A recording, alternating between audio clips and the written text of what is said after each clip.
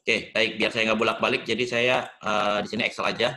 Jadi dari PowerPoint akan saya insert langsung ke sini. Kita sekarang di sesi 4 ya. Sesi 4 di buku itu berarti kita akan masuk ke bab 4 juga. Ya. Oke, di bab 4 itu kita akan belajar udah masuk ke ini ya berarti ya. Udah masuk ke IFRS ya. Jadi di sini tujuan pembelajarannya kan kalian udah punya PowerPoint-nya ya. Jadi biar nggak bolak-balik. Nah, ini tujuan pembelajarannya. Diskusikan type of difference that exist between IFRS dan US GAAP. Ya, jadi perbedaan antara IFRS dan US GAAP karena sebelumnya begitu ya. Berarti sebelum 1 Januari 2012 ya. Oke. Kalau di Indonesia sendiri ya, sebelum 1 Januari 2012 Indonesia mengadopsi US GAAP ya. Dari namanya aja US GAAP, berarti kan dari Amerika, betul nggak? Gitu. Ya. Oke, ini kalau yang sebelum 1 Januari berarti sejak 1 Januari 2012 ya, itu Indonesia udah pakai yang namanya IFRS ya, International Financial Reporting Standard. Describe the IFRS requirement related to the recognition and measurement of asset, specifically inventory, property, plant and equipment, intangible and lease asset. Ya, jadi kita akan pelajari di sini ya pengakuan dan pengukuran terkait dengan persediaan ya. Lalu properti, plant and equipment atau aset tetap, intangible ya aset tak berwujud dan juga aset leasing gitu ya. Kebetulan nanti yang leasing itu kita akan pelajari di topik terkini akuntansi ya, isu terkini ya. Oke. Jadi nanti kita di sini generalnya saja. Oke, nanti untuk yang lengkapnya itu pada saat spesial topik ya. Karena bagian yang saya adalah PSAK terkini 71, 72 dan 73. Explain major difference between IFRS dan US GAAP on the recognition and measurement of asset ya. Oke, describe the measurement requirement IFRS in variety disclosure and presentation standard. Oke, jadi sebenarnya apa sih? Kita lihat dulu ya perbedaan ya. Perbedaan antara ya US GAAP dan IFRS. Ya. Jadi salah satu yang perbedaan paling mencolok itu adalah kalau US GAAP dia berbasis rule, ya, berbasis rule atau berbasis aturan. Jadi dia berbasis rule atau aturan. Sementara IFRS ya dia berbasis prinsipal. Ya, berbasis prinsipal. Ya. Oke, atau principle base. Nah, ini perbedaan utamanya. Ya, berbasis prinsip dan berbasis aturan. Ya, jadi kalau rule basis itu seperti kayak 1 tambah 1 sama dengan 2. Nah, itu rule base. Ya, kita bilang itu rule base. Ya, jadi istilahnya udah inilah kalau rule base itu aturannya itu udah jelas gitu ya. Oke. 1 tambah 1 tuh 2. Sementara kalau principle basis ya 1 tambah 1 itu nggak harus sama dengan 2 gitu loh. Bisa di antara 1,8 sampai dengan 2,2 misalnya seperti itu. Ya. Jadi misalkan menurut perusahaan saya kondisi 1 tambah 1 itu 1,9 misalnya. Kondisi di perusahaan kalian 1 tambah 1 itu 2,1 misalnya. Nah, berarti kan masih dalam range-nya ya. Masih in between. Prinsipnya itu ya as long as dia masih dalam kondisi 1,8 sampai 2,2 berarti artinya kesimpulan kita masih sama gitu loh. Karena masih di antaranya gitu ya. Oke, masih di antaranya. Oke, jadi nggak harus ya karena apa? Karena kondisi setiap perusahaan satu dengan perusahaan lain itu bisa berbeda-beda. Nggak persis yang namanya kondisi perusahaan satu dengan lain itu persis sama gitu loh. Ya, harus sama dengan 2 misalnya gitu kondisinya. Nggak kayak gitu. Ya. Oke, jadi misalkan saya mau contohkan di sini ya katakanlah saya mau ambil PowerPoint-nya di yang lain ya. Oke, jadi untuk untuk menjelaskan ya apa itu principle base dan apa itu rule base. Jadi kalau kalian belajar isu terkini akuntansi, belajar tentang PSAK, itu yang kalian pelajari adalah PSAK-nya itu basisnya adalah principle. Gitu ya. Oke, basisnya adalah prinsip, bukan lagi kalau aturan itu udah jelas ya. Jadi maksudnya gini. kalau misalnya ya menurut pajak gitu ya misalnya menurut pajak ya eh,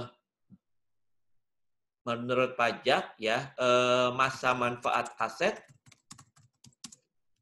itu ada yang kelompok apa 4 tahun, 8 tahun, 10 tahun, 20 tahun misalnya gitu. Ya, misalkan menurut pajak tuh begitu. Ya. Masa manfaat 4 tahun, 8 tahun, 10 tahun, 20 tahun. Ya. Berarti ini kan rule. Ya enggak? Rule basis. Jadi udah jelas aturannya bahwa menurut pajak umur-umur aset itu kelompoknya ada kelompok 4 tahun, 8 tahun, 10 tahun, 20 tahun misalnya. Oke. Tapi menurut akuntansi ya itu kan harus dengan apa? Tergantung dari ya tergantung dari penilaian ya secara kapasitas gitu ya gitu, dan pemakaian gitu. Ya. Jadi menurut pajak misalkan 8. Menurut akuntansi ya belum tentu 8, bisa aja 7 gitu ya. Jadi dia tergantung lihat kondisinya gitu loh. Ya, jadi nggak harus 8. Tapi kan menurut pajak dia udah jelas, rule-nya tuh udah pasti. 1 tambah 1 tuh 2 gitu ya. Sementara menurut akuntansi tuh belum tentu. Gitu ya. Nah, itu salah satu. Jadi makanya kalau kalau pajak itu ya, aturan pajak itu dia rule. Ya. Kalau tidak mengikuti aturan pajak bisa kena sanksi misalnya gitu ya. Gitu. Misalkan dia rule-nya itu menurut pajak ya tarif progresif misalnya. Ya. Tarif progresif pokoknya kalau misalkan penghasilannya sekian sampai dengan 50 juta misalnya gitu ya, tarifnya 5%. Ya. Terus naik lagi misalkan sampai 100 juta sekian persen. Nah, itu kan udah rule. Ya aturannya kayak gitu udah jelas. Nah, berarti pajak itu rule. Nah, kalau US GAAP yang dulu itu dia berbasis rule. Gitu ya. Nah, terus di sini misalnya gimana cara kita melihat perbedaan antara rule based dan principle based. Nah, di sini misalnya saya mau kasih penjelasan. Oke. PSAK terkait. Nah, ini terlihat.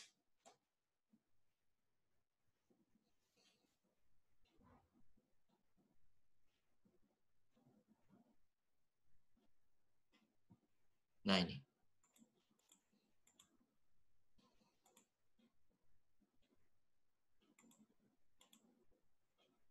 Ini saya stop share dulu ya.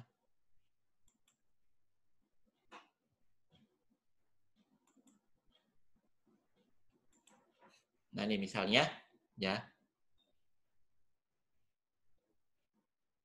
Nah, ini saya mau menjelaskan masalah principle based dan rule based. Jadi beda antara US GAAP sama IFRS ya. Oke. Jadi misalkan gini. Cara bikin donat misalnya.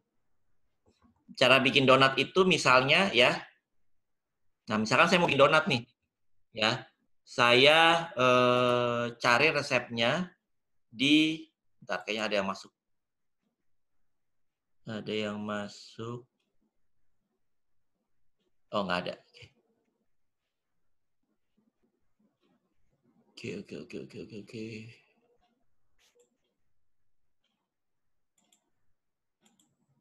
Oke, saya misalkan mau bikin donat. Ya. Terus saya cari resepnya di buku resep Bogasari. Ya, saya cari resepnya di buku resep Bogasari. Nah, ketemu nih, cara bikin donat adalah yang pertama. Ya. Cara bikin donat yang pertama adalah siapkan 2 kg tepung merek Bogasari misalnya.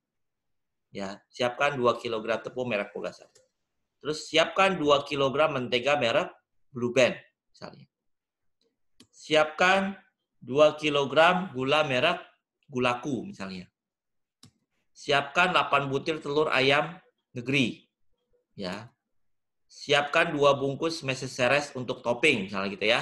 Oke. Nah, ini adalah buat donat berdasarkan buku resep Bogasari. Maka jadilah seperti ini. Nah, ini adalah donat berdasarkan buku resep Bogasari. Nah, terus ya kalau saya modif resepnya bisa nggak? Bisa ya? Oke. Misalkan saya mau modif nih resepnya. Ya, saya modifikasi. Tadi kan siapkan 2 kilogram tepung merek Bogasari gitu ya. Oke. Ya. Nah, saya ganti. Saya modif gitu ya. Saya modif. Ya, siapkan 2 kilogram tepung merek segitiga biru. Tadi kan merek Bogasari ya. Oke, saya ganti jadi segitiga biru, boleh nggak? Boleh aja gitu ya. Oke, bikin donat, tepungnya saya ganti mereknya. Ya. Terus yang tadi menteganya kan Blue Band. Saya ganti menteganya jadi mentega non kolesterol. Saya import dari New Zealand misalnya. Boleh nggak? Boleh. Ya. Terus tadi kan gulanya pakai gulaku ya. Saya ganti menjadi gula Tropicana misalnya. Bisa aja kan? Oke. Lalu telurnya saya ganti. Yang tadinya telur ayam negeri gitu ya. Saya ganti menjadi 8 butir telur ayam omega. Ya, yang mengandung omega plus. Terus yang tadi misalkan toppingnya masih seres, saya ganti menjadi kacang almond. Ya. Maka jadilah seperti ini. Nah, berarti ini kita sebut sebagai apa? Sebelah kiri apa? Donat, betul nggak? Ya. Sebelah kiri donat, sebelah kanan juga donat, gitu kan? Berarti kesimpulan kita masih sama, betul nggak? Ya. Kesimpulan kita masih sama. Sebelah kiri dan kanan itu sebagai, walaupun tadi apa? Walaupun cara pembuatan berbeda. Cara pembuatannya ya atau muatannya beda dikit gitu ya, tapi substansinya masih substansi bikin donat. Berarti artinya kan kayak 1 tambah 1 tuh nggak harus sama dengan 2, betul nggak? Oke. Bikin donat tuh nggak harus yang cara sebelah kiri gitu kan. Bisa aja bikin donat itu dengan cara yang sebelah kanan. Nah, kesimpulan kita kan masih sama, dia juga tetap yang namanya apa? Donat. Ya, sebelah kiri kita namain donat, sebelah kanan kita namain donat juga gitu kan. Gitu. Oke, kita lanjut. Nah, kalau secara accounting misalnya gimana? Ya. Bedanya principal basis sama rule basis di akuntansi. Ya. Oke, misalkan di sini ada PTA, ini ada PTB. Ya, kalian waktu belajar advance accounting kan udah belajar hubungan induk dan anak, betul nggak? Ya, hubungan antara induk dan anak. Nah, sekarang pertanyaan saya adalah kapan B, misalkan B di sini ya, dianggap sebagai anaknya A? Dalam kondisi apa B itu adalah anaknya A? Kira-kira apa? A memiliki kepemilikan modal sebesar 50+1%. Ya, dia memiliki kepemilikan lebih dari 50%, ya nggak? Oke. Jadi kalau A, nah ini tapi secara rule. Kalau pas 50 berarti bisa nggak? Enggak. Nggak bisa. Karena untuk menjadi induk, secara rule harus di atas 50%. Rule-nya gitu kan, aturannya gitu ya. Oke, berarti 1+1 harus sama dengan 2. Gitu. Di atas 50%, harus di atas 50%. Berarti kalau pas 50, ya nggak bisa. Kan aturannya di atas 50. Bukan di atas sama dengan 50, betul nggak? Betul. Berarti kalau pas 50 nggak bisa. Nah, itulah yang dinamakan dengan rule. Udah jelas aturannya gitu ya. Oke, dia jelas aturannya. Harus di atas 50. Itulah dianggap induk dan anak. Ya, jadi syarat untuk sebagai induk atau pengendali, syarat sebagai induk adalah kepemilikan di atas 50%. Nah, inilah rule base. Nah, sekarang misalnya gini.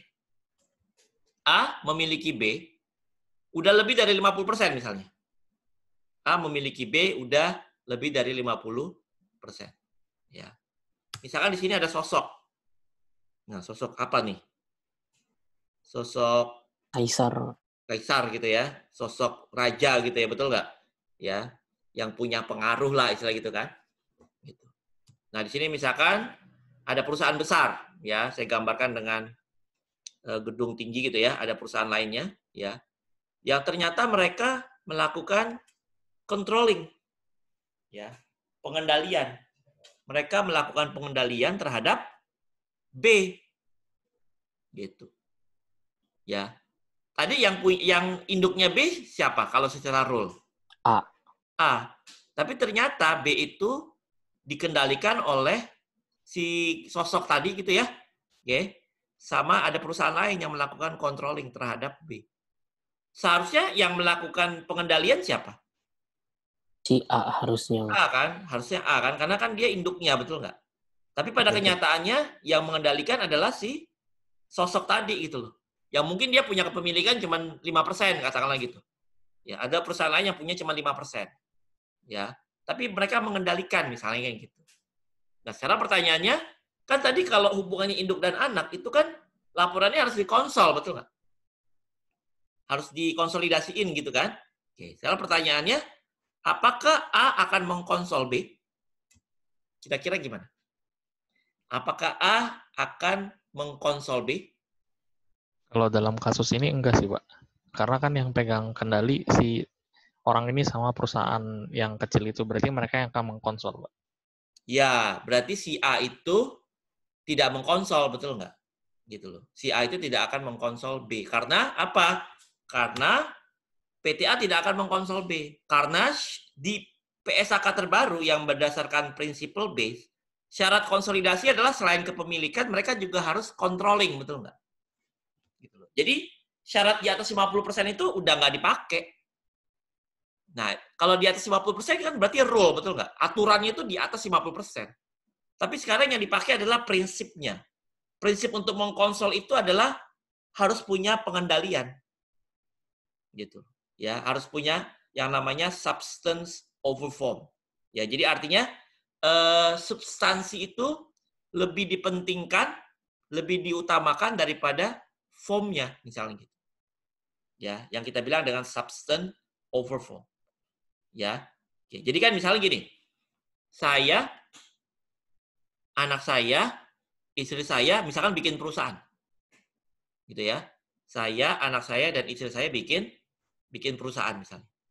Gitu loh. Misalnya kepemilikan saya ya di perusahaan tersebut secara akte notaris nih ya. Oke. Saya anak saya, istri saya bikin perusahaan. Ya. Secara akta notaris kepemilikan saya cuma 5% misalnya. Ya, kepemilikan saya cuma berapa? 5%. 95% lainnya itu dimiliki oleh anak dan istri saya misalnya. Gitu ya. Oke, saya cuma berapa tadi? 5%. Anak dan istri saya punya 95%.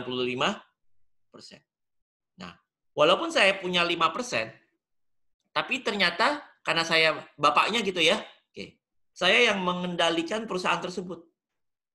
Ya. Misalnya orang-orang direkturnya di situ, di perusahaan yang itu tadi ya, yang kita bentuk bareng-bareng, itu direksinya itu misalkan saya nunjuk orang-orangnya. Ya, saya nunjuk direksinya. Ya. Terus kalau ada project-project itu saya ngatur semuanya. Gitu loh. Ada project-project itu saya yang ngatur. Berarti artinya walaupun saya cuma punya 5%, saya ngapain? Saya ngendaliin kan, betul nggak? Ya, saya punya pengendalian. Dibandingkan anak istri saya cuma 95 yang punya 95%. Nah, berarti akuntansi itu lebih memilih yang mana? Dia memilih lebih yang substance-nya, yaitu yang punya pengendalian, betul nggak? Nah, itulah yang dimaksud dengan prinsip. Jadi prinsip untuk mengkonsol adalah apa? Pengendalian, betul nggak? Ya, prinsip untuk mengkonsol adalah yang namanya apa? Pengendalian. Gitu ya. Oke. Nah, itu yang dimaksud dengan principle base ya, dan juga rule base. Jadi kalau rule base itu dia pokoknya di atas 50% berarti dia dianggap mengendalikan gitu ya. Oke, tapi belum tentu.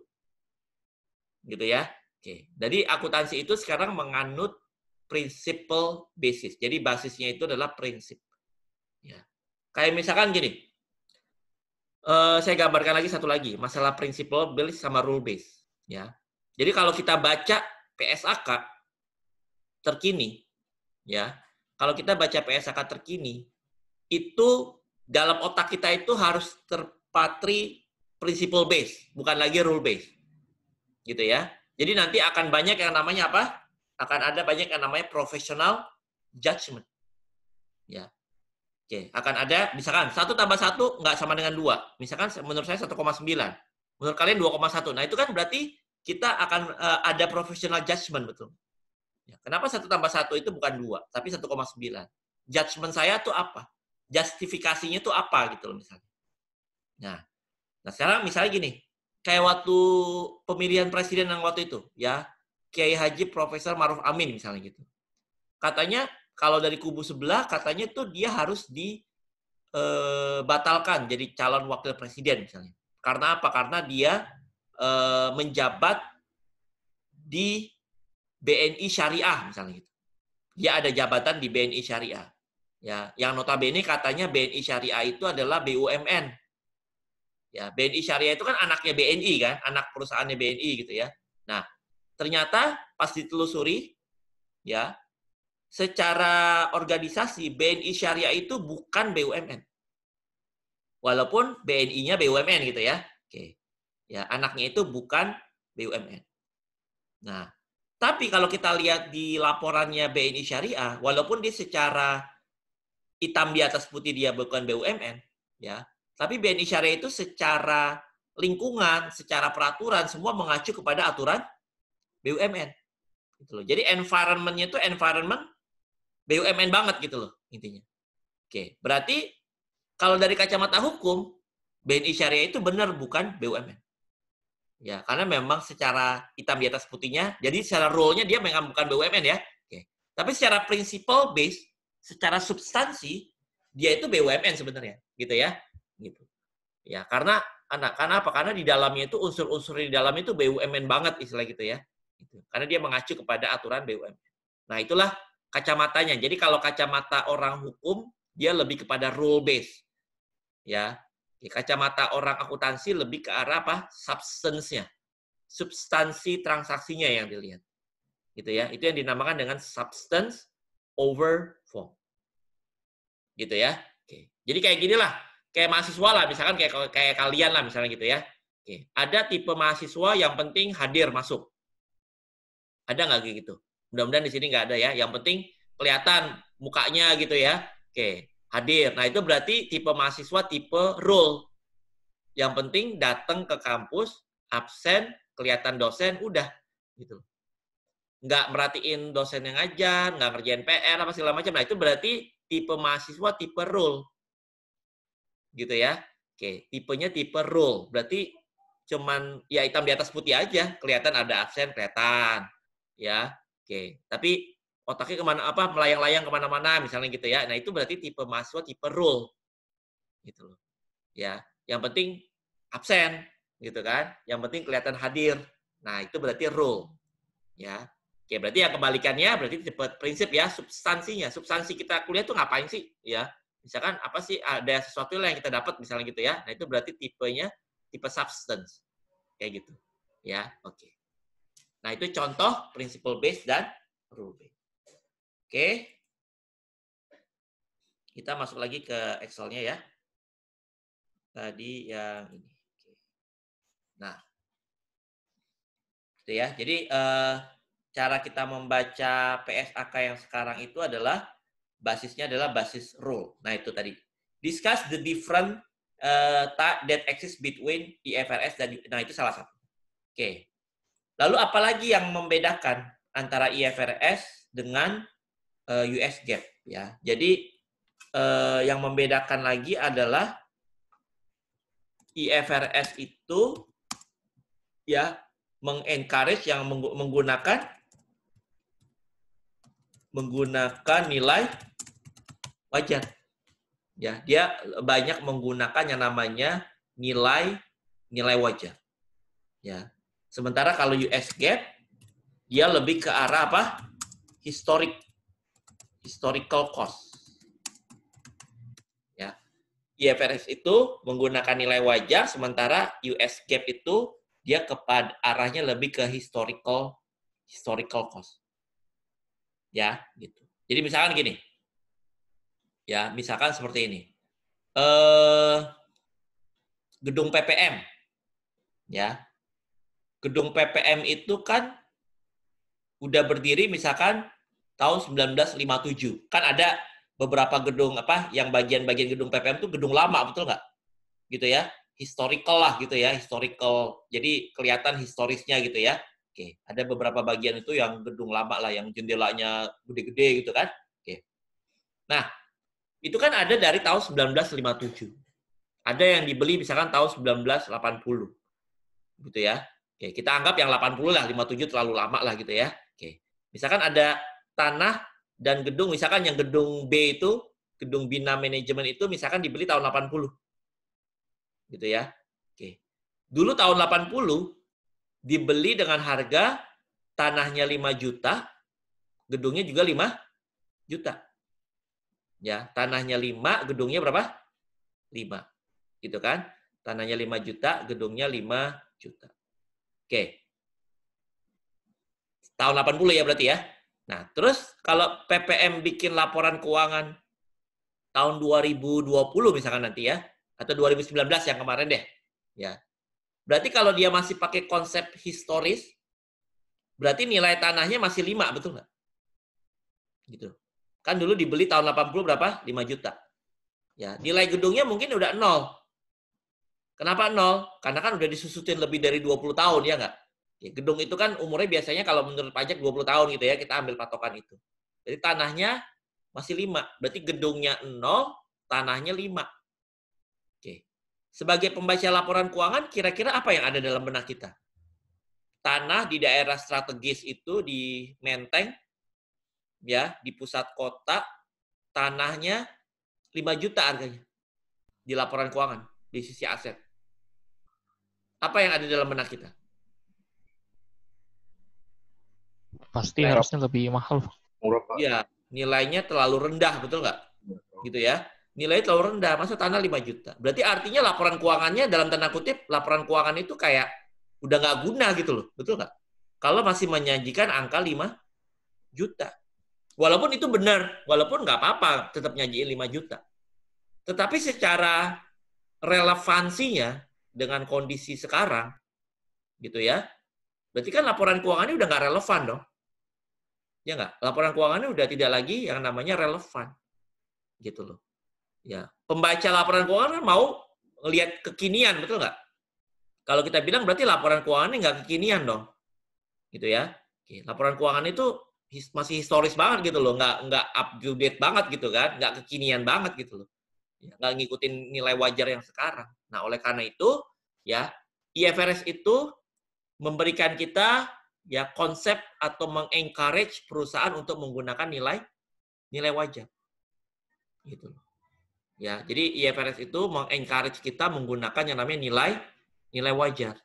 Ya, oke. Nah, itu salah satu ciri dari IFRS. Ya, dia menggunakan nilai wajar. Nah, nilai wajar itu nanti gimana? Ya, jadi seperti ini, ya. Nah, ini saya kasih contoh. Nah, ini ya. Saya kasih contoh yang slide tadi ya.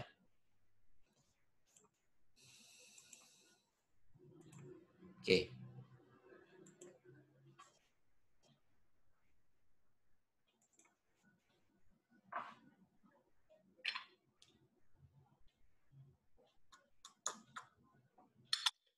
Nih, misalkan kita punya laporan keuangan. Nah, laporan laba rugi dan OCI, betul nggak? Ya, sekarang kan namanya laporan laba rugi dan other comprehensive income. Ya, laporan laba rugi dan penghasilan komprehensif lainnya. Ya, laporan laba rugi dan penghasilan komprehensif lainnya. Income statement dan OCI. Di sini kan biasa kita punya sales gitu ya, penjualan dikurangi COGS gitu kan, ya nggak? Dapatlah laba bruto atau gross profit. Ya, dikurangi general, admin, dan selling gitu ya. Oke, general, admin, dan selling, dapatlah laba operasi gitu kan, operating income. Oke, dikurangi dengan other expense, tambah dengan other income, dapatlah laba sebelum pajak, ya nggak? Ya, laba sebelum pajak. Nah, lalu dikurangi dengan pajak, 25% misalnya, dapatlah laba bersih gitu kan, betul nggak? Nah, ini kan laporan keuangan biasa ya. laporan laba rugi seperti biasa yang sering kita buat. Nah di bawahnya, di bawah tadi kita kan punya laba bersih berapa? 750.000 ya nggak? Oke. Di bawah 7,5 ini ada yang namanya OCI, betul nggak? Other Comprehensive Income. Ya, jadi sebenarnya other comprehensive income itu adalah keuntungan atau kerugian yang belum direalisasi. Keuntungan atau kerugian yang belum direalisasi. Misalkan tadi, ya, nilai tanahnya PPM yang tadinya dibeli dengan harga 5 juta tahun 80, misalkan sekarang harganya udah 50 miliar. Gitu kan? Di daerah Menteng itu udah 50 miliar. Ya. Jadi dari 5 juta ke 50 miliar, berarti naik nggak? Naik ya? Nah, kalau kita misalkan melakukan revaluasi terhadap nilai tanahnya tersebut, dari 5 juta menjadi 50 miliar, berarti kan ada kenaikan. Berarti ada keuntungan dong. Nah, sekarang pertanyaan saya kan keuntungannya belum direalisasi, betul nggak? Ya. Nah, karena belum direalisasi, maka dia akan masuk ke akun yang namanya OCI. Jadi di bawah, letaknya itu di bawah laba bersih. Gitu ya. Jadi di sini, letaknya di sini. Ya. Nah, ini. Berarti kita melakukan yang apa? Revaluasi aset tetap dari PSAK 16. Gitu. Nah, itu salah satu ya akun yang akan mempengaruhi OCI. Ya, dari PSAK berapa? PSAK 16. Dari misalkan tadi dari revaluasi aset tetap. Ya. Oke, ada lagi perkiraan-perkiraan atau transaksi lain yang akan menimbulkan OCI. Gitu ya. Dari PSAK 24, ya itu nanti kan dibahas di isu terkini ya. Oke, intinya dari PSAK 71 yang juga marak, nah nanti juga saya akan kasih kalian di isu terkini ya, PSAK 71 ya. Oke, dari PSAK 10. Nah, intinya OCI itu adalah keuntungan atau kerugian yang belum direalisasi. Tapi dia akan membuat laporan keuangan kita lebih relevan, betul nggak? Ya, itu dia akan membuat laporan keuangan kita lebih relevan, gitu loh. Sesuai dengan kondisi pasar, kekinian lah, asal gitu ya. Oke, laporan keuangan kita akan kekinian, ya. Nah, total OCI 290.000 misalkan lalu dikurangi pajak ya. Oke, pajaknya itu kan pajaknya bukan pajak beneran gitu loh. Masih pajak tangguhan. Beda dengan pajak yang tadi di sini. Kalau pajak yang di sini kan dari laba sebelum pajak kan, betul nggak? Ya, yang di atas ini nih. Nah, ini berarti pajaknya hanya terkait dengan pajak yang sesuatu yang terkait sesuatu dengan yang belum unrealized, yang belum realized. Gitu loh, masih unrealized. Maka namanya pajak tangguhan. Ya, masih ditangguhkan gitu loh istilahnya. Ya, bukan pajak yang harus dibayar sekarang. Ya, oke. Berarti net OCI-nya berapa? 67500. Berarti laba bersih ditambah dengan OCI, kita akan dapat total CI atau total comprehensive income. Gitu ya. Total profit ditambah dengan OCI, kita akan dapat total CI, total comprehensive income atau total laba komprehensif, gitu ya. Laba bersih ditambah OCI dapat total laba komprehensif. Gitu ya. Oke. Nah, itu berarti apa? Jadi nggak cuma main di laba bersih aja kan, tapi ada yang namanya OCI. Ya. Nah, nanti laporan neracanya gimana? Nah, ini kan tadi laporan laba rugi kita. Ya. Di sebelah kanan kan berarti kita punya neraca. Ya, laporan posisi keuangan. Ya. Oke, ada aset, liabilitas, ekuitas gitu kan? Ya enggak? Oke, aset, liabilitas dan ekuitas. Nah, berarti kita punya apa? Modal saham. Ya.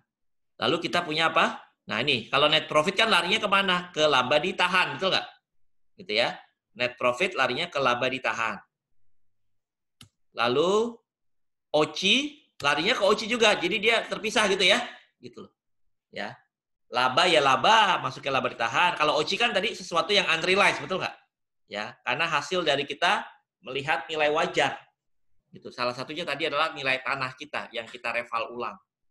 Ya, maka dia masuk ke akun yang namanya OCI, gitu ya. Jadi dipisahkan. Ya. Oke, terus selanjutnya Nah, nanti kalau yang pajak ini 22.500 masuk ke mana? Masuk ke yang namanya DTL atau Deferred Tax Liability. Ya, atau kewajiban pajak tangguhan. Ya, kewajiban pajak tangguhan. Gitu ya. Oke. Lalu yang pajak ini masuk, kalau pajak ini kan larinya mana ke CTL, Current Tax Liability. Ya, atau kewajiban pajak kini gitu ya. Jadi beda ya, pajaknya pun beda. Ya, karena OC itu kan sesuatu yang masih unrealized, maka pajaknya namanya pajak tangguhan. Ya. Kalau current tax liability kan berarti dari hasil pajak kini gitu ya, yang memang harus dibayar. Gitu ya. Oke. Ada pertanyaan dulu? Ini nanti slide-nya saya kirim ya. Ya. Saya mau nanya, Pak. Ya. Kalau misalnya OCI itu berarti di laporan keuangan tuh nanti ada di informasi tambahannya aja gitu kan, Pak? Si perusahaan ini punya saham di mana aja, seperti itu bukan, Pak? Enggak, OCI itu letaknya ada di bawah laba rugi. Nah iya, itu kita taunya itu informasi-informasinya itu dari mana, Pak? Oh, nih misalkan saya tunjukin nih salah satu laporan keuangan ya. Oke, Ya, saya tunjukin salah satu laporan keuangan misalnya. Oke, sebentar ya. Oke, ini KAP, bentar ya.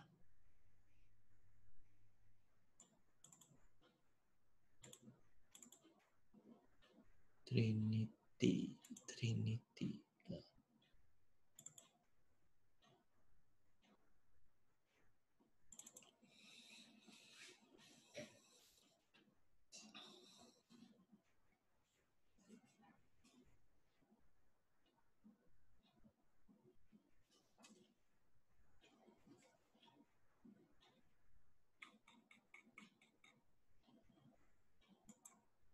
Nih, saya tunjukin misalkan salah satu laporan keuangan ya.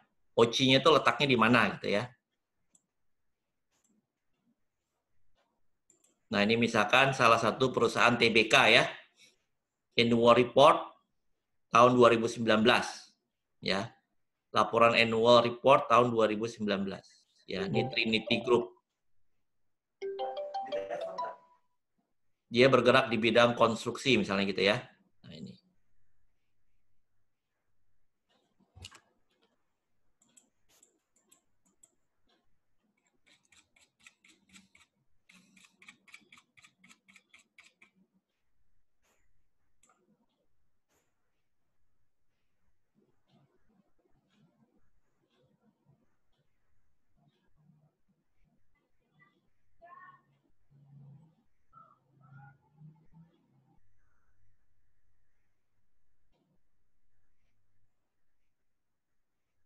Nah, ini kalau dia perusahaan TBK ya, maka laporan keuangannya kan berarti terpublish ya. Oke.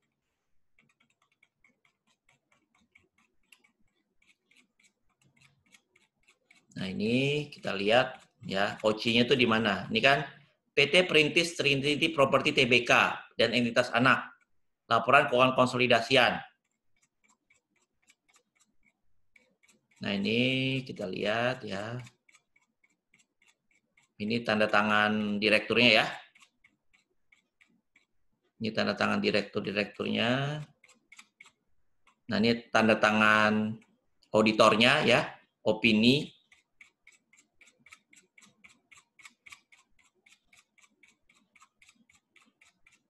Kebetulan KAP-nya apa? Auditornya saya ya. Oke.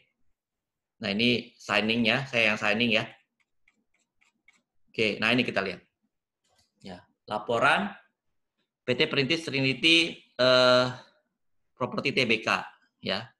Oke. Terus ini kita lihat ya di laporan laba rugi ya. Laporan laba rugi. Nah, nih kan biasa nih pendapatan penjualan, beban pokok penjualan, beban langsung. Ya bla bla bla bla, dapatlah laba bersih gitu ya. Ya, laba bersih berapa? 37. Ini dalam ribuan rupiah. Ya, berarti tambahin lagi 0,3 ya. Ya, berarti 37 miliar. Nah, ini OC nih. Setelah laba bersih ada OC. Ya nggak? OC-nya dari mana aja? Ya, dari sini. Nah, misalkan dari PSHK 4. Dia punya OC di sini. Ya. Lalu dari mana lagi? Dari bagian penghasilan kompleks dari Ventura bersama. Nah, ini juga masuk, ya. Oke, nah lalu ditambah atau dikurangi pajak, ya kan? Nah, berarti OC-nya di sini dia cuma 1 nih. Ya, hanya dari PSAK 24 gitu. Nah, laba bersih ditambah OC dapatlah total laba komprehensif, gitu ya. Oke, laba komprehensifnya itu ada yang buat induk, ada yang buat non pengendali, ya, buat induk, buat non pengendali, ya. Oke, seperti itu. Ya, jadi kalau mau tahu lebih jelasnya, lihat di misalkan pengukuran kembali liabilitas imbalan pasca kerja ini kan dari PSAK 24 ya. Nah, ini 32 itu lihat di catatan. Nah, ini kebetulan OC-nya dia cuma 1. Gitu ya. Kebetulan dia OC-nya cuma 1. Kalau Garuda itu OC-nya ada 3 misalnya gitu ya. Oke, dari 3 transaksi. Jadi so far ada 5 transaksi yang menimbulkan OC. Ya, ada 5 transaksi yang menimbulkan OC. Gimana? Pertanyaannya menjawab nggak? Jawab apa? Penjelasannya menjawab nggak? Isam? Iya, Pak. Cukup, Ya, Pak. udah terjawab belum? Sudah, Pak. Udah ya? Oke. Sudah. Ya.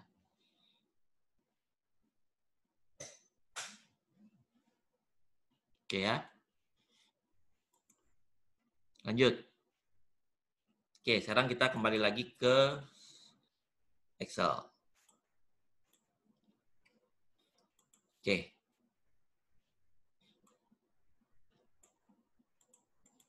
Lanjut. PowerPoint-nya tadi mana lagi? Oke.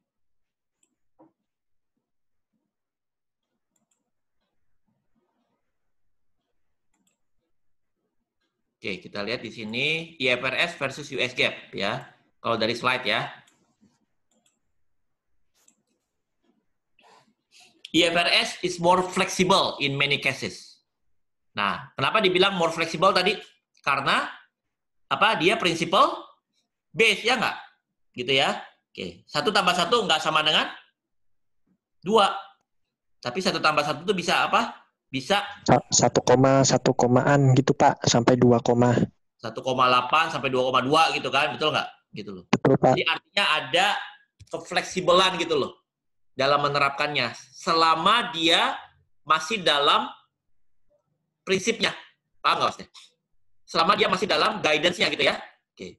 Jadi kalau misalkan guidance-nya itu 1 tambah 1 itu 1,8 sampai 2,2, tapi kalau hasil kalian 2,3 berarti salah. Ya nggak? Karena tidak memenuhi prinsipnya, nggak memenuhi kaidahnya, ngerti nggak? Gitu ya. Oke. Nah, dibilang makanya dia lebih fleksibel. IFRS generally have less bright line guidance, ya. Jadi dia guidance-nya itu nggak rinci gitu loh. Ya, dia dibuat secara general aja. Dia dibuat secara umum aja. Makanya gini, sekarang ya, saat ini tidak ada lagi PSAK yang berbasis industri tertentu. Kecuali PSAK asuransi dan agrikultur. Oke, selain perusahaan ini, mereka nggak punya PSAK khusus. Gitu ya. Oke. PSAK khusus yang ada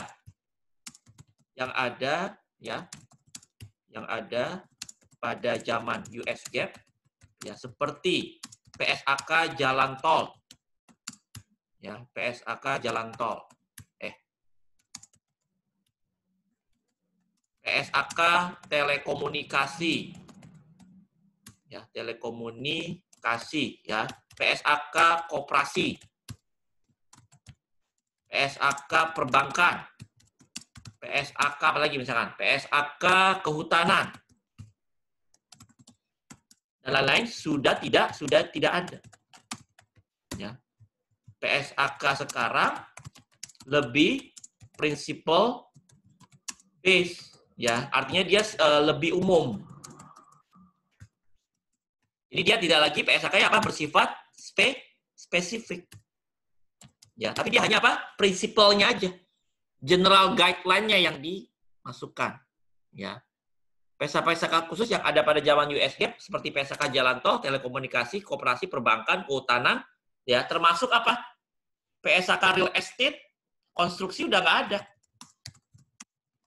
Real estate ya, PSAK konstruksi, ya, dan lain-lain sudah tidak ada.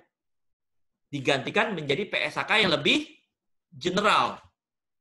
Ya, dia digantikan menjadi PSAK yang lebih umum. Gitu ya. Oke. Ya. Oke. Oh ya, nanti apa? Di LMS itu kan katanya Mbak Dewi kalau mau dianggap hadir, berarti diskusinya itu harus diisi ya. Waktu itu saya pernah ngasih diskusi yang sesi pertama. Ngelihat nggak? Ya, Ya. Pak, yang perbedaan Iya, Pak. angle section itu. Ya, itu pokoknya kalian jawab aja gitu ya. Oke, yang penting ada isinya. Mau kalian kopas segala macam, pokoknya yang penting ada gitu ya, biar dianggap hadir. Terus nanti yang sesi 2-3 kan sebelum saya masukin tuh. Nanti saya masukin, nanti kalian isi ya.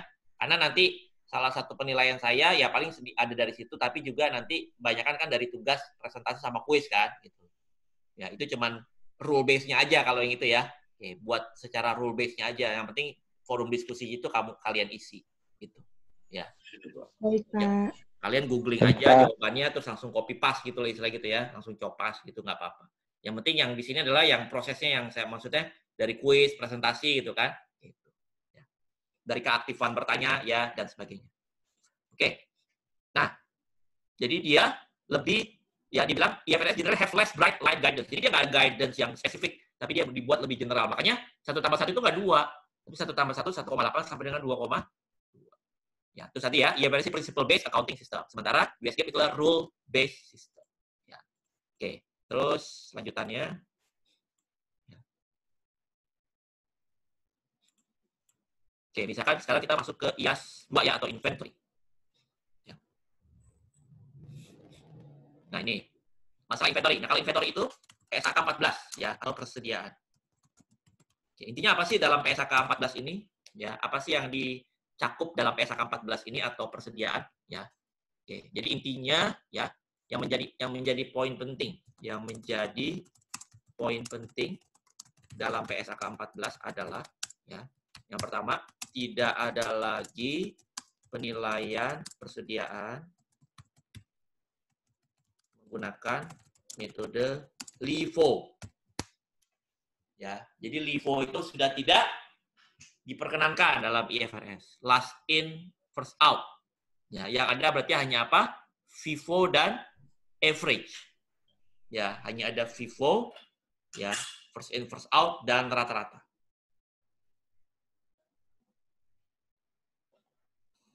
Ya. Lalu yang kedua, ya, penilaian persediaan menggunakan ya metode penilaian persediaan ya. Jadi persediaan harus selalu dinilai dengan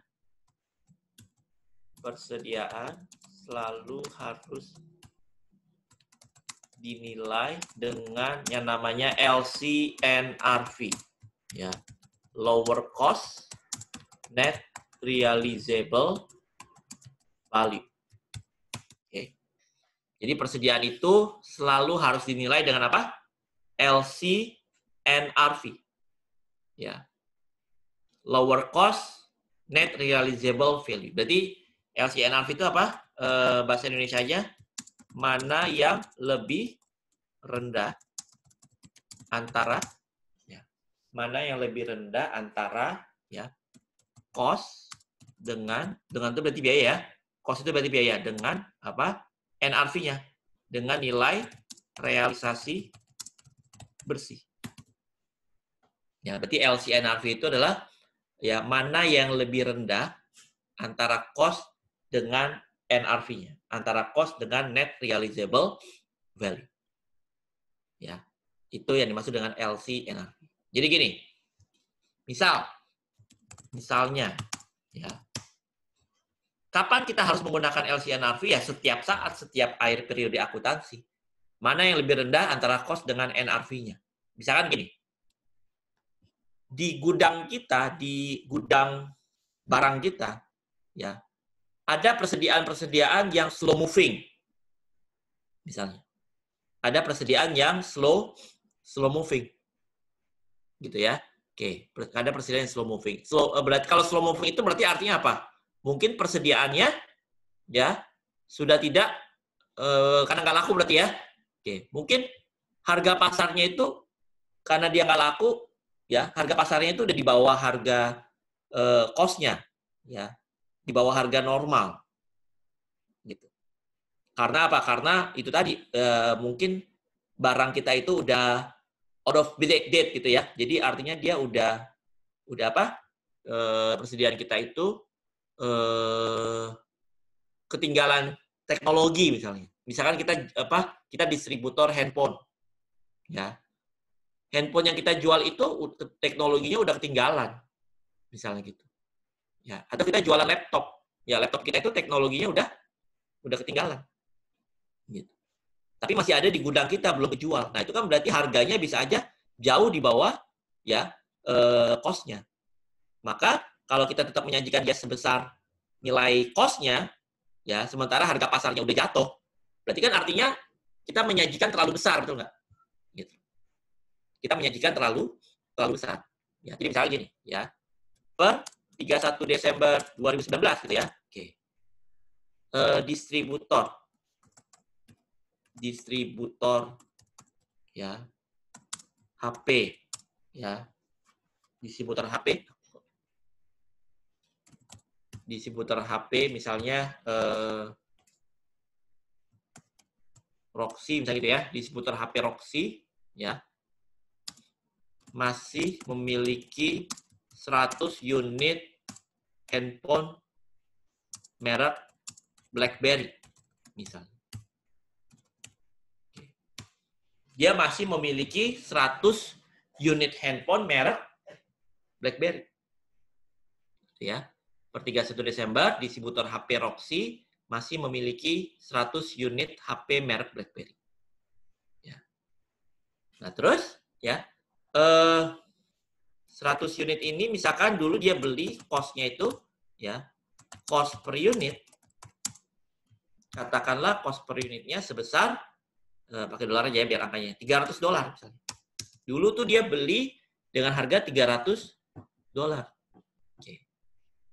Nah, berarti yang namanya HP BlackBerry sekarang gimana? Udah nggak ini ya, betul nggak? Ya, pasti harganya udah di bawah $300, betul nggak?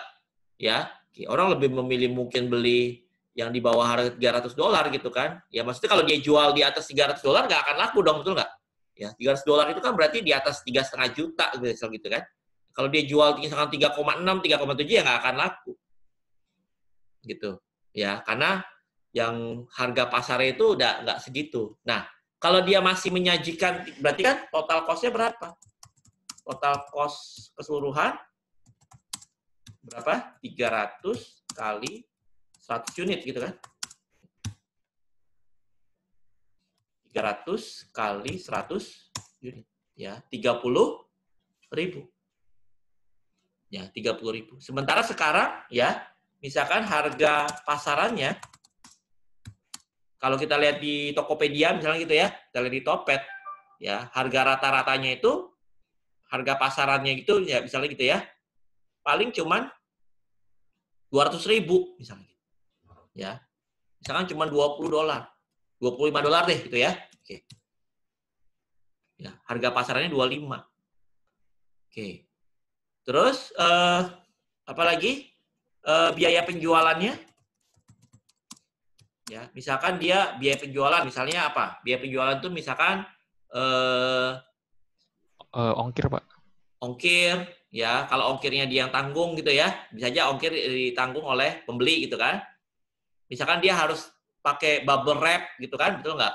Ya, oke, itu namanya biaya penjualan gitu loh.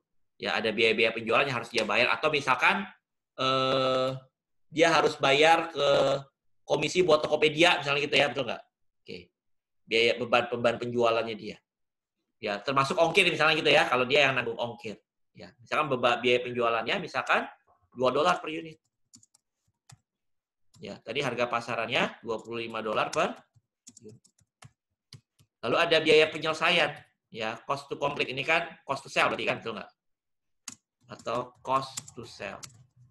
Lalu ada biaya penyelesaian. Biaya penyelesaian. Ya, atau cost to complete. Ya, misalkan $1 per unit. Cost to complete itu apa? Misalnya, Kalau yang namanya jualan kan dia harus punya kardusnya dong, betul nggak? Ya, ada kemasannya. Misalkan kemasan yang lama udah pada rusak, misalnya gitu ya. Berarti dia harus mengganti kemasan yang baru. Ya. Misalnya ada chargernya yang kepalanya itu misalkan udah kabelnya itu udah lecet, misalnya gitu ya. Oke, dia berarti harus ganti yang baru. Gitu. Itu namanya biaya penyelesaian sampai dia ready to sell. Gitu. Itu namanya cost to complete. Ya, karena misalkan charger udah lama, dia harus ganti charger yang baru, misalnya gitu ya. Gitu. Ya, atau dia harus mengganti kardusnya lagi yang baru, dia harus punya kardusnya. Gitu. Nah, itu namanya cost to complete. Harga pasarannya 25, ya. Biaya penjualannya 2, terus biaya penyelesaiannya $1. Berarti kalau gitu itunya berapa? NRV-nya berapa? Net realizable value-nya, ya. Nilai yang bisa nilai realisasi bersih gitu ya. Nilai realisasi bersih berarti berapa? 25 kurang 2 kurang 1, ya nggak? Ya. 25 kurang 2 kurang 1. Ya. Oke, berarti 25 kurang 2 kurang 1. Oke, 22 ya. Oke. Sementara tadi cost-nya berapa? Berarti total NRV-nya berapa? Total NRV-nya berarti kan 22 kali 100 unit. Ya. Oke, 2002. Sementara tadi cost-nya berapa? Total cost tadi 30.000 kan, betul nggak? Ya, total cost-nya berapa? 30. Mana yang lebih rendah? Which one is lower? Which one is lower? Cost or NRV? NRV, Pak. NRV-nya lebih rendah ya. Ya, berarti kita lebih memilih yang lower. Ya, kita lebih memilih yang lower. Berarti yang lower-nya berapa? 2.200. Berarti kan yang kita sajikan kan 30.000 ya. Sekarang nilainya 2.200. Berarti loss-nya berapa? Berarti loss kita 30.000 kurang 2.200. Maka persediaan itu kita turunkan dari 30.000 kurang 2.200. Berarti 27.800. Maka kita akan jurnal ya. Jurnalnya berarti apa? Loss. Ya enggak? Ya. Pada allowance for LCNR. Ya. Berapa? 27.800. Gitu ya. Oke. Loss pada allowance for LCN. Allowance for LCN. Gitu ya. Ada pertanyaan dulu? Jadi nilainya kita turun nih. Supaya apa? Supaya nilainya nggak overstated gitu ya. Oke. Pak, saya mau tanya, Pak. Ya, silakan. Itu allowance for LCNRV-nya nanti disajikan di di Shopee itu sebagai pengurangnya si merchandise gitu ya, Pak? Kayak model allowance for the full debt. Iya, sama kayak accumulated depreciation. Oke. Ya, dia mengurangi inventory langsung ya, gitu. Oke, terima kasih, Pak. Ya. Jadi dia ngurangin inventory kita. Kayak allowance for the full debt itu kan mengurangi piutang gitu kan? Oke. Ini berarti dia langsung nanti mengurangi nilai inventory kita. Gitu. Nah, gitu. Jadi sekarang misalnya nih, ya. Misal ya. 1 bulan berikutnya misalnya gitu ya. 3 bulan berikutnya lah gitu ya. Bulan berikutnya per 31 Maret misalnya ya. 2020. Misalnya ya. HP BlackBerry menjadi tren lagi. Gitu ya. Oke. Karena anti sadap katakan gitu ya. Oke. Karena anti sadap. Jadi banyak orang mencari handphone BB ya, terutama mungkin para koruptor gitu ya. Oke, biar nggak disadap lah gitu ya. Oke, udahlah pakai aja yang aman gitu ya. Oke, jadul-jadul deh gitu kan, yang penting nggak disadap misalnya gitu ya. Oke. Nah, bagi para mafia misalnya gitu ya. Oke. Nah, ini jadi tren lagi misalnya. Gitu loh. Atau bagi para artinya pokoknya yang handphonenya nggak bersadap lah gitu ya, gitu loh. Ya, oke. BlackBerry jadi tren lagi. Oke, misalkan sekarang harga pasar BB gitu ya. Oke, sekarang menjadi katakanlah ya $320. Wah. Jadi kayak barang antik gitu ya, vintage gitu. Orang banyak sekarang nyari BB lama gitu ya, buat koleksi misalnya gitu ya. Selain buat koleksi juga dia udah anti sadap. Nah, Berarti dia terjadi apa? Terjadi recovery.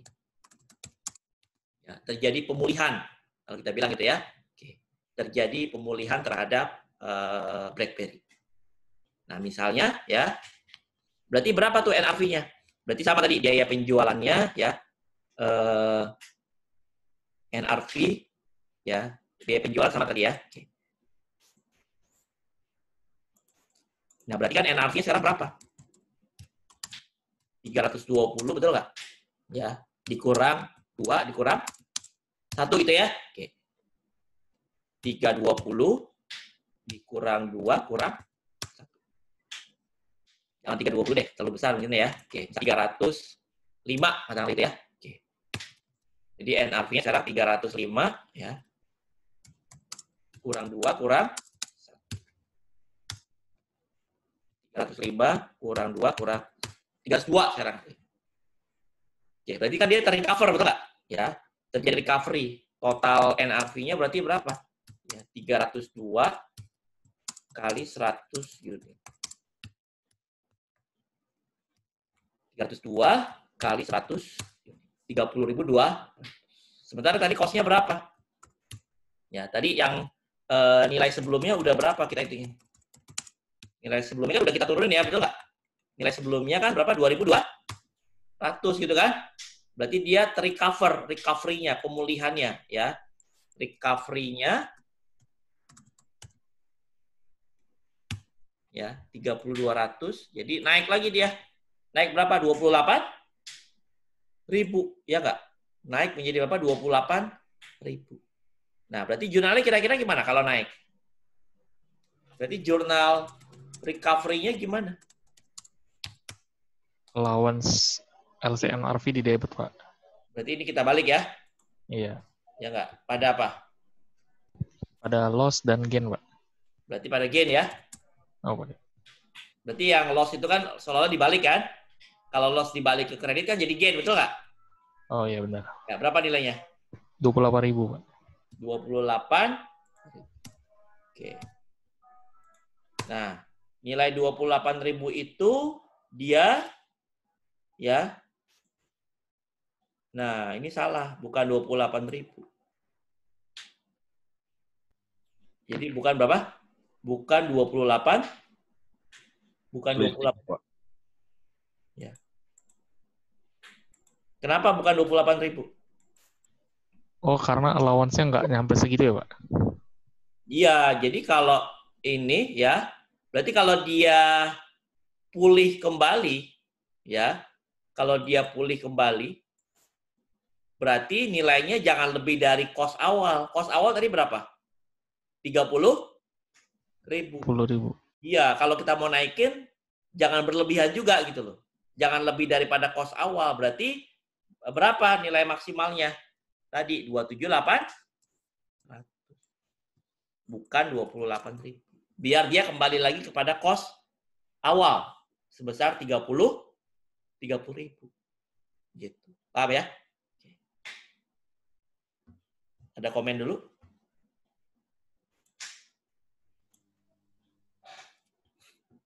Ada pertanyaan? Belum, Pak. Belum, Pak, sejauh ini, Pak. Jelas ya? Udah cukup jelas ya? Ya jelas, Pak. Oke. Lanjut.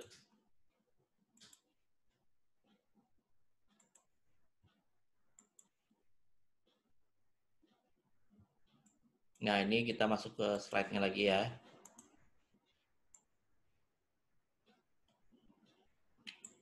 Slide berikutnya. Apa tadi dia bilang? Limited choice with regard to cost formula. Doesn't allow LIFO tadi ya, seperti sudah dijelaskan ya. Oke. Jadi tidak lagi dia perkenankan pakai LIFO. Oke. Kalau yang lain-lain, standard cost method and retail method are acceptable only if they approximate cost per IAS 2. Boleh ya. Cost of inventory not ordinarily interchangeable and produced and segregated for specific projects should using specific identification. Ya. Itu maksudnya kalau misalkan kita punya barang-barang itu unik-unik, misalkan kayak toko musik. Toko musik itu kan misalnya dia punya drum, punya gitar, punya bass, punya piano gitu ya. Itu kan spesifik ya. Oke, barangnya nggak massal gitu loh. Berarti nanti penilaiannya pun harus per spesifik barang tersebut. Ya.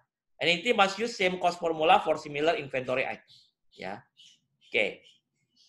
Nah, ini tadi IAS 2 atau PSAK 14 require inventory to be reported at the lower of cost or net realizable value. Ya. Jadi IAS 2 menginginkan inventory dilaporkan mana yang lebih rendah antara cost atau NRV-nya. Ya. Typically applied on item by item basis but grouping load for item of inventory related to same product line, write down are reversed with selling price increase. Nah, tadi ya, write down are reversed ya tadi ya. Tadi ketika selling price-nya naik, itu kita bisa recover tadi maksudnya ya, betul nggak? Ya, oke. Nah, kita lanjut lagi. Slide berikutnya. Oke, slide berikutnya adalah property, plant, and equipment. Ya. Property, plant, and equipment. Oke. IAS 16 ya, property, plant and equipment atau PSAK berapa? PSAK 6. PSAK 16 atau apa? Aset tetap. Ya, PSAK 16 atau aset tetap. Ya. Oke. Property, plant and equipment, recognition of initial cost, probable future benefit cost can be measured. Jadi pengakuan perolehan dari aset tetap. Ya, ada kemungkinan manfaat ekonomi di masa depan tentu gitu ya. Itu kan pengertian dari aset ya. Aset itu kan secara general dia memiliki manfaat ekonomi masa depan. Ya. Lalu can be measured ya, tentunya dapat diukur. Oke, recognition of subsequent cost must follow initial recognition rule. Carrying amount at this replaced part should be recognized ya. Carrying amount of the replaced. Jadi kalau misalkan kita ada aset tetap, terus ada komponen yang kita ganti, misalkan gitu ya, kita punya pesawat terbang. Komponen rodanya kita ganti. Nah, sebenarnya kan komponen roda, komponen sayap pesawat, komponen badan pesawat, komponen kursi pesawat, mesin pesawat itu kan memiliki umur yang berbeda-beda, betul nggak? Nah, itu kan harusnya kita pisahkan ya, kita pretelin gitu loh. Ya, nggak jadi misalkan pesawat sekian gitu, enggak. Tapi badannya umurnya berapa, sayapnya umurnya berapa, mesinnya umur berapa, rodanya umur berapa gitu kan, betul ya? Oke. Misalkan salah satunya rodanya kita ganti. Ya, rodanya kita ganti gitu kan. Oke. Nah, itu berarti ya, yang part lama kita misalkan rodanya itu terakhir nilai harganya 100 juta. Ya, berarti kalau kita ganti ya berarti yang 100 juta itu ya nilai bukunya kita nolin dulu gitu ya. Kita balik gitu ya. Gitu. Nanti kita ganti yang baru. Gitu. Itu namanya carrying amount of the replaced plates should be recognized. Jadi nilai buku dari part yang kita ganti itu harus recognize dulu gitu ya. Di-nolin dulu baru kita munculin yang baru. Ya, nanti berarti kita recognize berarti nanti kita akui sebagai kerugian gitu ya. Jadi loss pada roda 100 juta. Karena kita ganti dengan roda yang baru yang harganya misalkan 150 juta gitu ya. Maka jurnal lagi ya roda pada kas 150 juta. Ya. Oke. Terus pengukuran awal purchasing price, cost to perform as intended, ya, cost of dismantling and removing the asset, ya. Oke, jadi harga beli ya. Jadi untuk mengukur dari aset tetap itu gimana? Ya harga belinya ditambah dengan biaya-biaya to perform as intended, misalnya ya. Katakanlah kita beli mesin 100 juta. Tapi mesinnya itu mau dipakai di Kalimantan. Ongkos untuk shipping ke Kalimantan 20 juta. Ya, berarti nilai perolehannya berapa? 100 tambah 20, betul nggak? Gitu ya. Jadi termasuk biaya pengiriman ke Kalimantan. Kan dibilang cost to perform as intended. Ya, intensinya apa? Intensinya mau dipakai di Kalimantan. Gitu. Ya. Oke, pakai Kalimantan. Terus termasuk misalkan biaya instalasi pemasangan, betul nggak? Gitu ya. Itu harus dimasukkan juga. Ditambah cost of dismantling and removing the asset. Nah, ini kalau ini misalkan kita beli tanah. Tanah tersebut di atasnya ada bangunan tua, misalnya gitu ya. Bangunan tua yang mesti kita hancurin. atau ada semak ilalang di dalam tanah tersebut. Nah, itu kan berarti bangunan tua tersebut harus kita hancurin gitu ya, sebelum tanahnya bisa kita gunakan. Ilalang-ilalang liar itu harus kita bersihin. Nah, itu kan ada beban-bebannya, betul, ada biaya yang dikeluarin ya. Ya, berarti itu nanti akan masuk ke nilai perolehan dari tanah. Kan termasuk dismantling and removing the asset. Gitu ya. Oke. Jadi biaya-biaya yang kita keluarkan ya sampai dia ready to use, intinya gitu kan, di tempat yang sudah ditentukan. Ya. Nah, lalu nanti penilaiannya apa? Penilaiannya bisa dua ya. Oke, jadi kalau measurement ya, pengukuran aset tetap ya, bisa menggunakan cost model atau revaluation model. Nah, kalau cost model tadi misalnya gimana? PPM masih menyajikan harga tanah yang dibeli tahun 1980 sebesar berapa? 5 juta misalnya gitu. Itu berarti dia masih menggunakan cost model. Walaupun seperti tadi saya bilang, ya cost model sebenarnya sah-sah aja gitu kan. Ya, dia masih menyajikan angka 5 juta masih sah-sah aja. Gitu ya. Tapi relevan nggak dengan kondisi sekarang? Ya udah nggak relevan. Nilai sekarangnya udah 50 miliar gitu kan. Oke. Maka kalau dia pakai reval model ya, revaluation model berarti PPM menyajikan nilai tanah ya yang dibeli tahun 1980 sebesar berapa?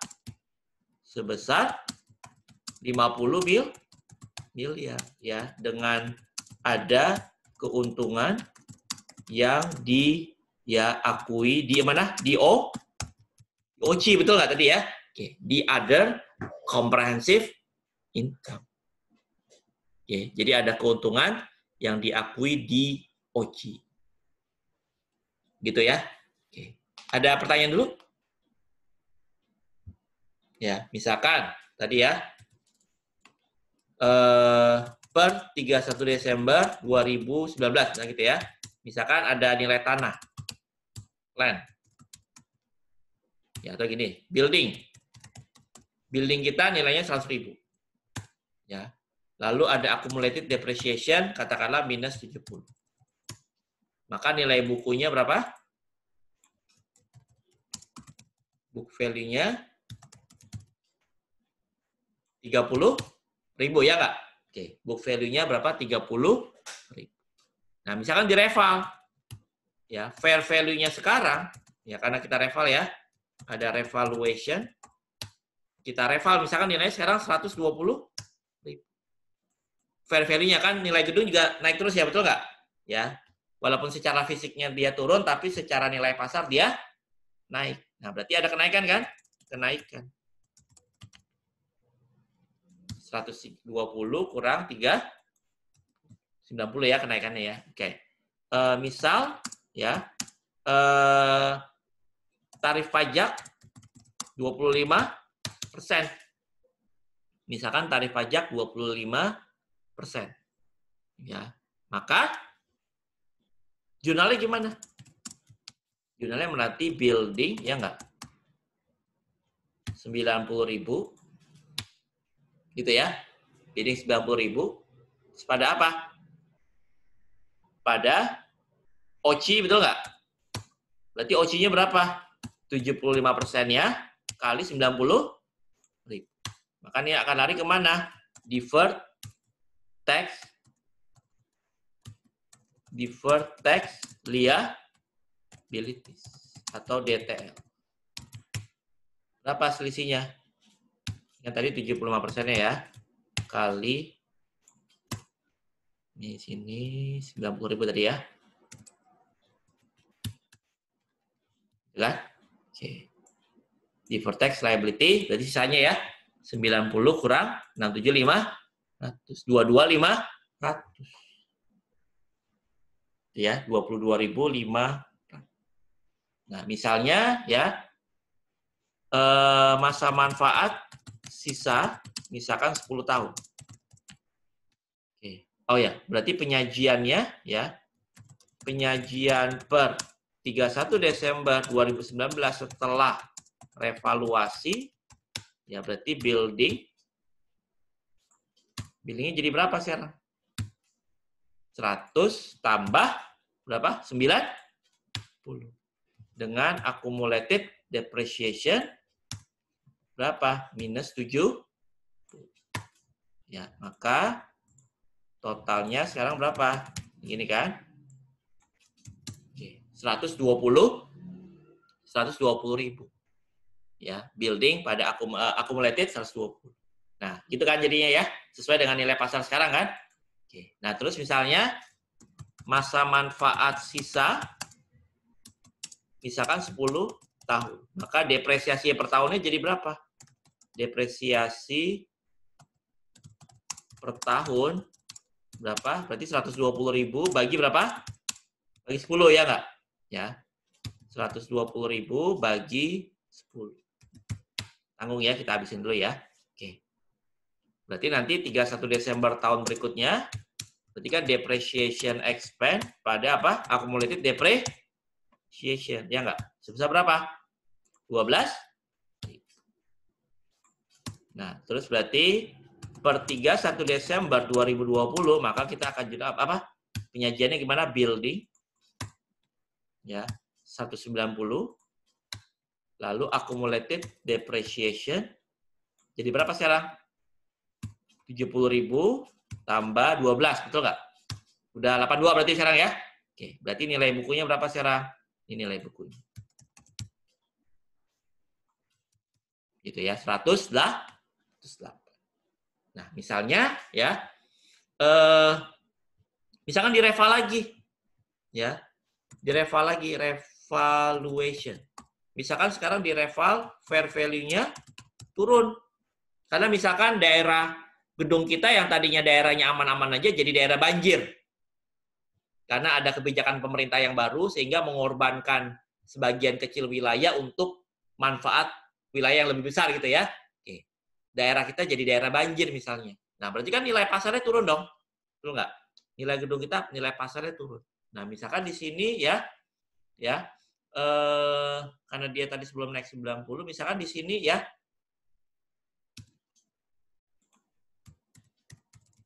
oke, jadi 13.000. Turunnya jauh ya, betul nggak? Berarti turun. Turun berapa? Ya, turunnya jauh banget. Jadi 95. Yang tadi yang naik berapa? 90. Turun jadi berapa? 95. Berarti lebih gede turunnya daripada naik yang sebelumnya ya. Oke, berarti dia udah mendekati nilai buku yang sekarang gitu kan. Nah, berarti jurnalnya gimana? Nah, berarti jurnalnya ya, OCI yang sebelumnya kita punya, kita kan sebelumnya punya OCI sama DTL kan, betul nggak? Nah, itu kita write off dulu, kita nolin. Maka di sini OCI, DTL, nah kita hapus ya. OCI-nya berapa? 67.500, DTL-nya berapa? 22.500. Kreditnya building. Ya. 95. Nah, ini kan masih belum balance, betul nggak? Ya, yang ini kan berarti masih 90 tadi kan. Yang 90 kan kita hapus yang sebelumnya naik ya. Sementara kita turunnya berapa? 95. Nah, di sini maka kita akan akui apa? Loss. Jadi kalau loss, dia larinya ke, kalau dia turun, larinya ke loss, bukan ke OCI. OCI itu hanya kalau dia, dalam hal ini, kalau dalam PSAK 16, kalau dia hanya naik. Jadi kalau dalam PSAK 16 ya, dalam PSAK 16 ya, saldo OCI tidak boleh bersaldo debit. Jadi kalau rugi, jika rugi dalam revaluation langsung masuk ke loss. Ya, berarti dia masuk ke profit and masuk PL ya. Oke, kalau OCI kan letaknya di bawah, betul nggak? Ya. Oke, paham ya? Oke. Ada komen dulu sampai sini?